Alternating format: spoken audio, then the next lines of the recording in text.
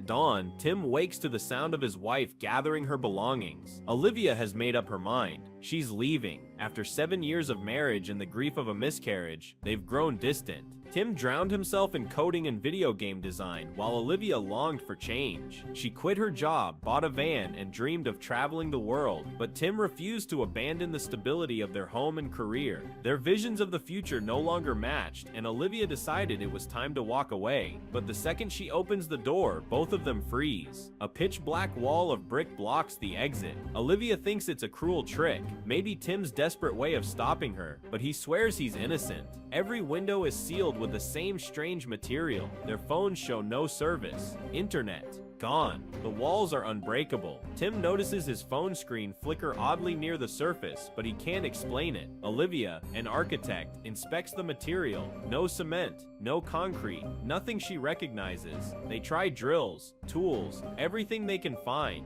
The black stone refuses to crack. When the drill touches it, the bit overheats instantly. Their apartment has become a cage. Tensions rise. Olivia blames Tim's hesitation for everything. They could have been far away by now. Tim won't accept the fault, though deep down he knows she's right. Just when despair creeps in, muffled voices come through the wall. Digging at a weak spot, they make contact with another couple, Anna and Marvin, trapped as well. No one knows how or why this happened. Anna only remembers it appeared out of nowhere. Resources quickly run short. Water's been cut off. Olivia and Tim argue again, and in his rage, Tim destroys half the apartment. While picking up the wreckage, he notices a spoon sticking to the wall. The bricks act like magnets. They test with other metal, keys, cutlery, coins. Everything clings. 4 points on the wall are especially strong. Olivia arranges the metal there, and the objects begin to shake violently. Suddenly, every piece of metal shoots off the surface like shrapnel. Tim shields Olivia, taking the injuries himself, bloodied but alive. She pulls shards from his back and patches him up. The chaos worsens next door. They find Anna unconscious and Marvin in a drug-fueled rage, attacking them until they manage to restrain him. Searching the apartment, Tim uncovers a hidden room filled with survival tools and dozens of surveillance monitors. Olivia realizes the building renovations, halted after a nearby fire, have left the place wrapped in plastic. From the outside, no one would notice what's happening inside. She proposes a new plan. Forget the walls and dig down. Old buildings like this usually have a basement or shelter that connects to the subway. Breaking through the floor, they encounter an older neighbor, Oswald, who greets Tim with a gun. Paranoid and protective of his granddaughter, Lee, she convinces him not to shoot, and he reluctantly lowers his guard. While exploring further, Tim discovers a smoke detector hiding a tiny camera. More searches reveal every detector is bugged. They suspect Miss Friedman, the property owner, is behind this, either a voyeur spying on tenants or the mastermind of some sinister experiment. Determined for answers, Tim and Marvin smash their way into Friedman's apartment, hoping the truth lies inside. Inside Friedman's apartment, the group makes a grim discovery. He's already dead, both hands severed. Searching his belongings, Tim finds photos of the black wall stored on Friedman's phone, but no clear explanation. Marvin, spiraling into frustration, smashes through the floor until a slab collapses, dropping him and Tim into the level below. Lee and Oswald are meant to follow, but the old man refuses, insisting he's too frail to continue. He urges his granddaughter to save herself. Lee refuses to abandon him, forcing Oswald to join them despite his protests. On the first floor, they encounter Yuri, Anton's closest friend who had been staying over. Unlike the others, Yuri believes the wall is not a prison, but a protective barrier. Advanced technology shielding them from chemical weapons, biological attacks, maybe even alien threats. The group doubts his theory, but Yuri insists. Their doubts deepen when they discover Anton's body. The researcher died after getting too close to the wall. His implant failed and his heart stopped. Notes and recordings reveal Anton had spent weeks trying to escape but found no weakness. Yuri argues his death is proof that leaving is impossible, that the wall is keeping them alive. Some waver, but most remain determined to keep searching. Tim and Olivia eventually break into the basement, discovering a bomb-shelter door, only to find yet another black wall waiting behind it. The setback crushes their spirits. Marvin, enraged, tries to shoot his way through, but the bullets freeze midair and ricochet back like the earlier metal storm. Everyone dives for cover, but Oswald isn't fast enough. He takes a bullet and dies in front of them. Lee collapses in grief. but the others drag her away before she can crumble completely. Yuri, calm and unshaken, insists again that they should stop resisting. He claims the wall provides air, water, and everything they need. Anna, unwilling to accept it, suggests the truth is darker, that they're test subjects in some experiment, all linked by trauma or death.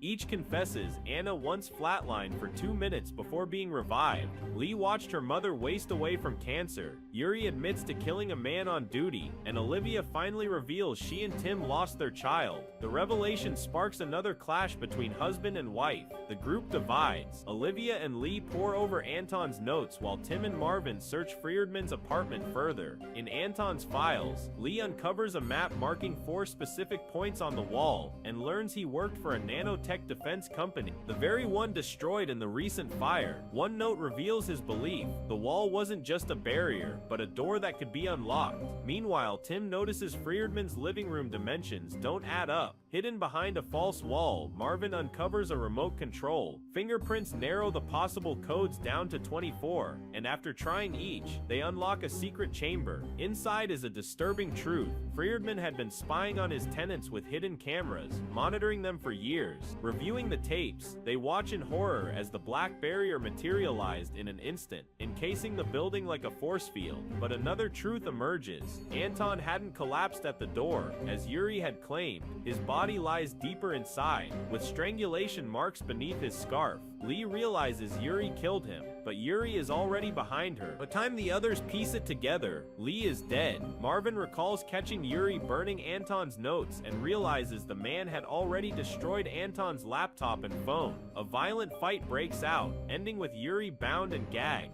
When pressed, Yuri confesses Anton had been close to opening the door, convinced the wall was a glitch, but Yuri believed otherwise. Stepping outside meant certain death. He murdered Anton and silenced Lee to protect the group from false hope. Now with Anton's research in ruins, Anna reviews surveillance footage again. Something in the recording sparks Tim's intuition. Using Anton's damaged phone, he digs into the system memory. Piece by piece, he deciphers the code Anton had been working on and uncovers the shocking truth. The black wall isn't a wall at all. It's a door waiting for the right sequence to unlock. The survivors eventually uncover the truth. The wall is actually a massive defense system, functioning like a QR lock. With the right sequence of flashes, the barrier can be opened. Using Anton's cracked phone, they transfer the necessary app and prepare their first attempt. When Tim and Olivia point the camera at the wall, 4 glowing dots appear, buttons that respond to pulses of light. The moment they trigger the pattern, the wall ripples and turns liquid. Anna reaches out, drawn by hope, but in seconds the surface hardens around her and drags her inside. Tim, Olivia, and Marvin fight to pull her back, but she's consumed completely. Devastated, Marvin snaps. Yuri's smug laughter only fuels his fury. He shoots the man, then turns the gun on himself. With only Tim and Olivia left, the silence between them finally breaks. 2 years of grief and distance pour out. Tim admits the guilt he carried, reliving the miscarriage like it was his fault. Olivia confesses she only wanted him by her side, not buried in his work.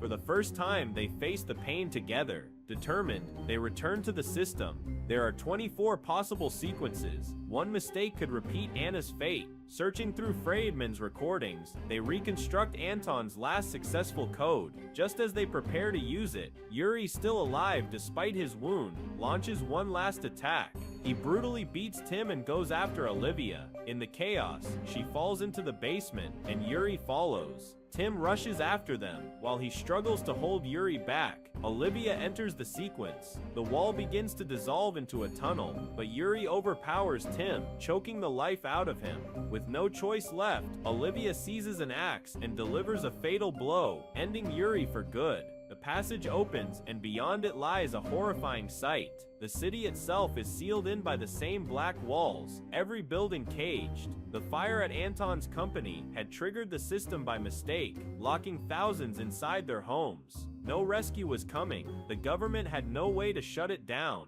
Tim and Olivia don't look back. They climb into a van and drive away, choosing freedom on their own terms. In the end, the film poses a haunting question. Are we only trapped by walls, or by the prisons we build inside ourselves? What does it truly mean to be free? Physical space, or the way we choose to live within it?